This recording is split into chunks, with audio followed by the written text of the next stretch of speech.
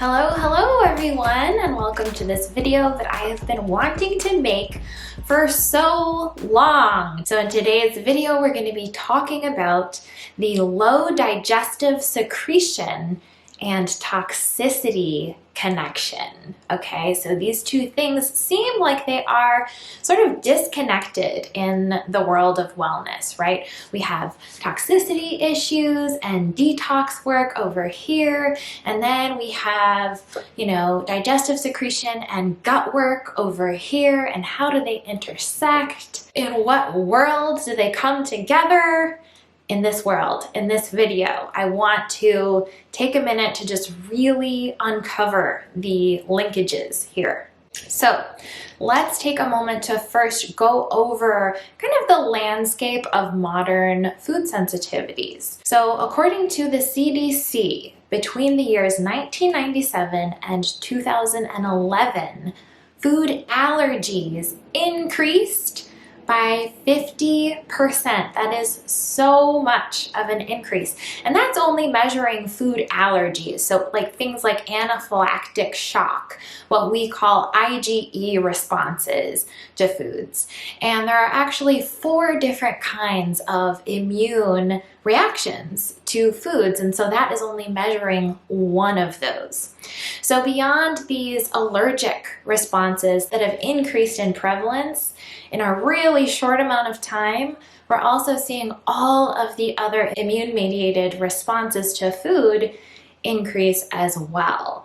And that's a lot harder to measure because the conventional medical community still has not come up with a good test that pinpoints, oh yes, a food sensitivity is happening, and it's happening with this food.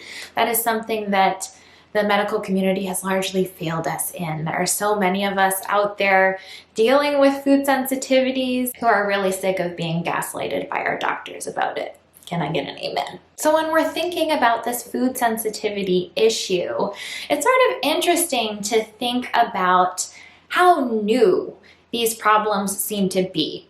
And if you think about your parents and their generation and how common things like peanut allergies or gluten sensitivities were back then, it was way less common, right? And you think about your grandparents. So I know that for me, that's kind of part of the disconnect that I have with my grandmother when I'm, trying to explain that I can't eat gluten for the 50,000th time.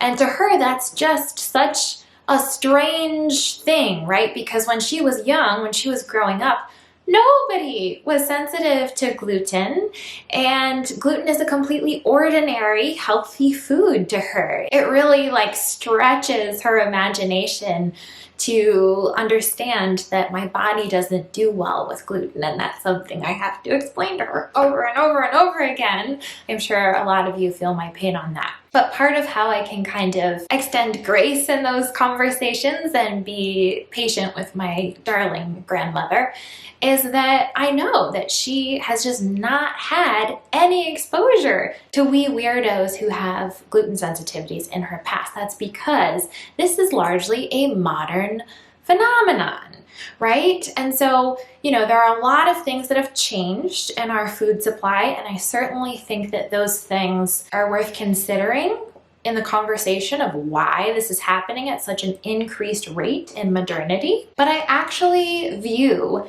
the changing food landscape as part of a larger discussion about the increasing prevalence of toxicity in our modern world. And arguably, I think that the increasing toxin presence in our food supply, things like mycotoxins in grains, glyphosate on all non-organic food, irradiation, things like this, these are what is changing our food supply. And when you compound that with the other increasingly prevalent toxin presences in our modern lives, things like radioactive elements, heavy metals, and forever chemicals in hundreds of millions of people's tap water, of mold presence in 45 million buildings in America, of amalgam fillings that leach mercury into something like 90 million Americans' mouths, and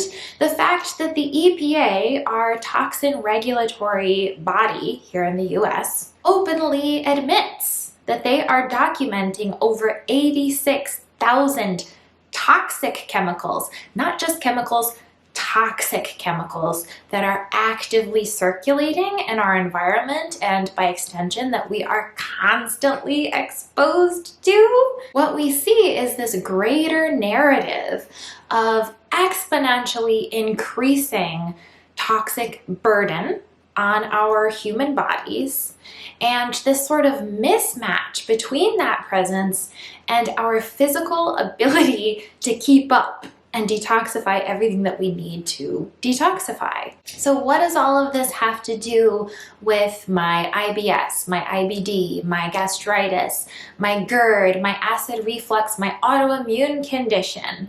What does this toxicity presence have to do with all of that? So if you're familiar with my work, you'll know that I talk a lot about how toxin presence in the body suppresses the mitochondrial function in our body. And our mitochondria are needed to make energy.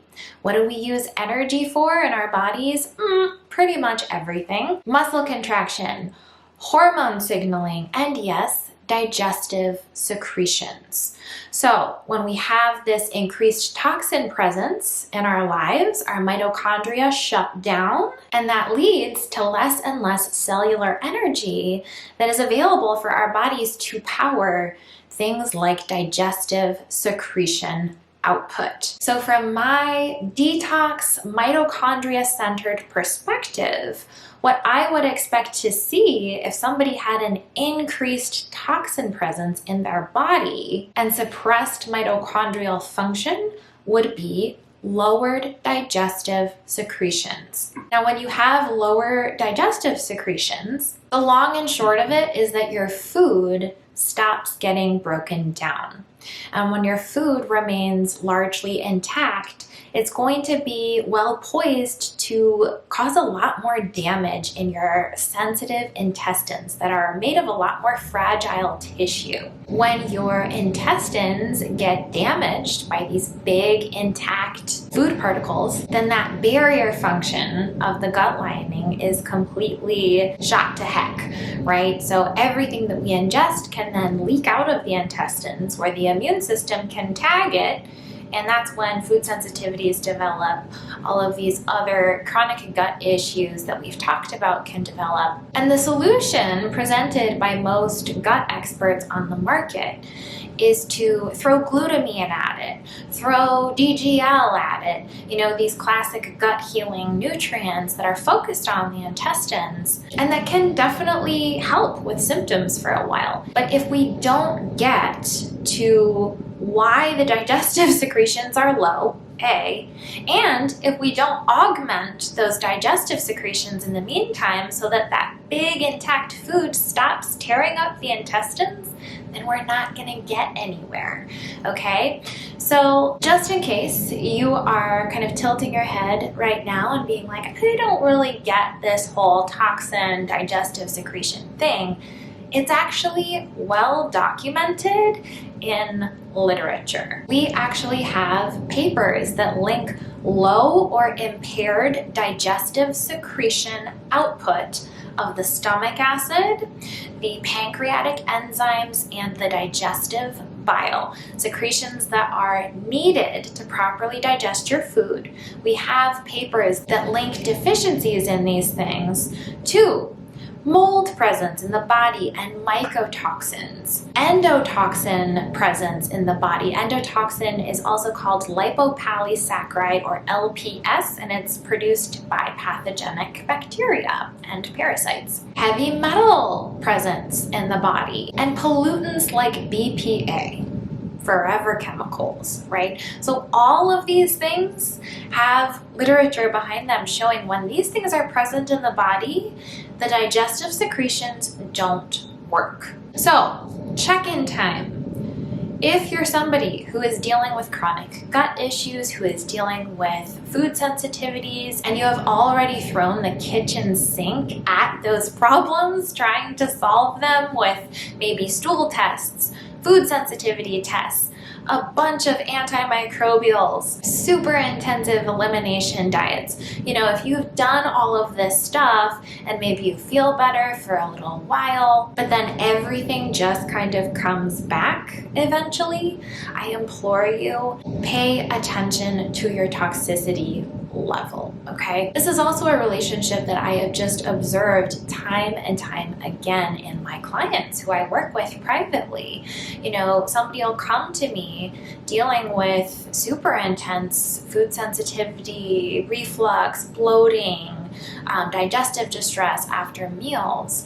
And, you know, we can add in that functional support, so important for properly managing those symptoms, things like augmenting your betaine HCl, your digestive enzymes, your bile support at meals. Those are great. But when they stop needing that digestive support is really when I think, okay, we're making progress. We're getting to the root cause here because their digestive secretions are naturally coming back online. How do we get there? Detox work every single time. So our signature detox process, we call the Mitochondria Mastery Map. It is 5 steps. I will link to a video below that explains more about that process.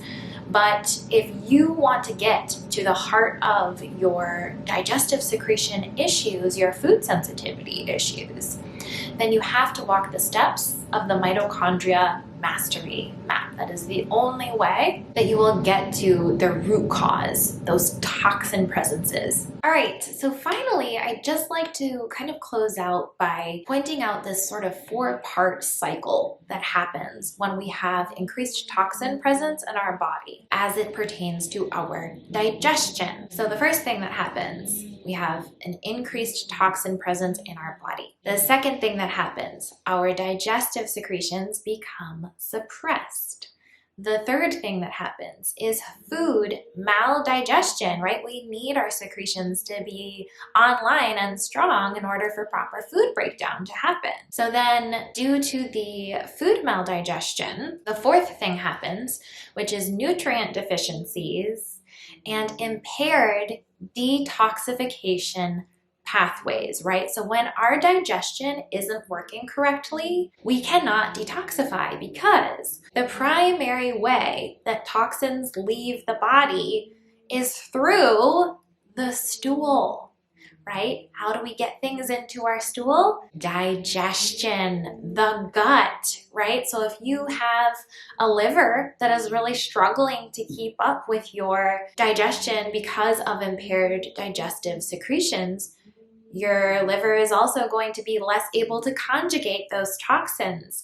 If you have a colon that is plugged up and constipated and not moving regularly, how is it going to eliminate the toxins that you need to eliminate? So when you have these nutrient deficiencies and impaired detoxification pathways, what does that lead to? It leads to increased toxin presence in the body, and the whole thing starts over again. So it's a positive feedback loop here, right? So the way that we can kind of interrupt this cycle, this downward cycle, I should say, is to begin to address the toxin presence and to begin to facilitate toxin removal. In the meantime, we can help to augment digestive secretions so that your food is digestible and not damaging those intestines. But really, in order to stop this cycle from happening over and over again, we have to address that first point in the cycle, which is the toxin presence itself.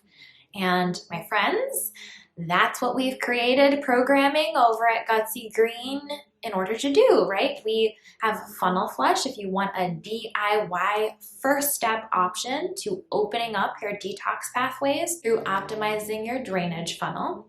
We also have the Mitochondria Mastery program where you can work one-on-one with me and you can go through all 5 steps on the Mitochondria Mastery map. And let me tell you, by the time you finish that map, you guys, your digestive secretions are gonna be working so well. They're gonna be well oiled and working like a sweet machine. That is the power of detox. Okay, so I hope that this video was informative for you. I hope that it helped to kind of connect these seemingly, disparate areas of, the wellness sphere, this detox thing over here and this gut thing over here. No. They are absolutely connected and intimately linked. All right, so I will see you next time. Thanks so much for watching. Bye.